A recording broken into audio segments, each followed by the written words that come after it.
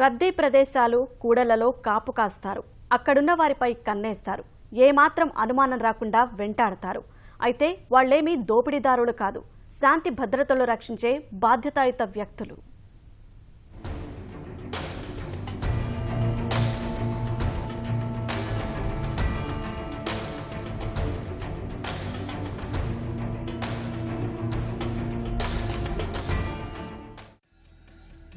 తాత్కాలిక రాజధాని విజయవాడలో శాంతి భద్రతల పరిరక్షణపై ప్రభుత్వం ప్రత్యేకంగా దృష్టి పెట్టింది. నేరాల సంఖ్యను తగ్గించేలా గట్టి చర్యలు తీసుకుంది. ఖాకీలు చేపట్టిన భద్రతా ఏర్పాట్లతో నేరాల జోరు తగ్గింది. మహిళలపై అఘాయిత్యాలు, వేధింపులకు మాత్రం అడ్డుకట్టపడలేదు. అందుకే పోకిరీల ఆట కట్టించేందుకు గణతంత్ర దినోత్సవం రోజున మహిళా రక్షక బృందాలను ఏర్పాటు చేశారు ఉన్నతాధికారులు.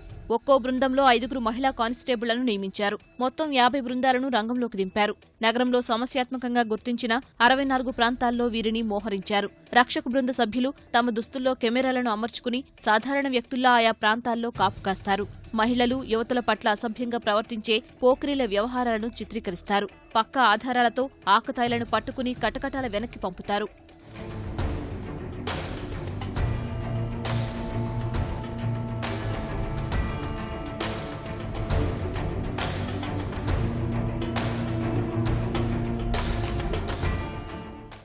తొలి 3 రోజుల్లోనే 27 మంది ఆకతాయిలను రక్షక బృందాలు అరెస్టు చేశాయి. పార్కుల వంటి బహిరంగ ప్రదేశాల్లో అసభ్యంగా ప్రవర్తిస్తున్న వారిపైన కేసులు నమోదు చేశారు. నిందితుల్లో ఆటో డ్రైవర్లు, పనీపాట లేకుండా తిరిగే కుర్రకారే ఎక్కువగా ఉన్నారు. పోలీసులు నిందితుల తల్లిదండ్రులను పిలిపించి కౌన్సిలింగ్ ఇస్తున్నారు.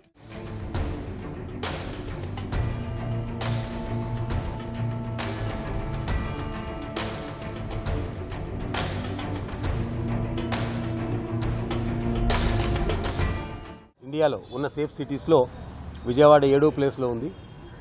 దాన్ని ఫస్ట్ వరకు అంటే మనం కొత్త రాజధాని కాబట్టి ఉమెన్ సేఫ్ సిటీ అని కూడా మన ప్రభుత్వం ఉమెన్ సేఫ్ సిటీగా కూడా విజయవాడని, అమరావతిని, ఎస్పెషల్లీ అమరావతిని ప్రొజెక్ట్ చేయాలా, ఓపెన్ స్పేసెస్లో మహిళలకు ఉండే రక్షణ కలిగించడానికి వీలుగా ఈ మహిళా రక్షక టీమ్స్ యొక్క పనితనం ఉంటుంది.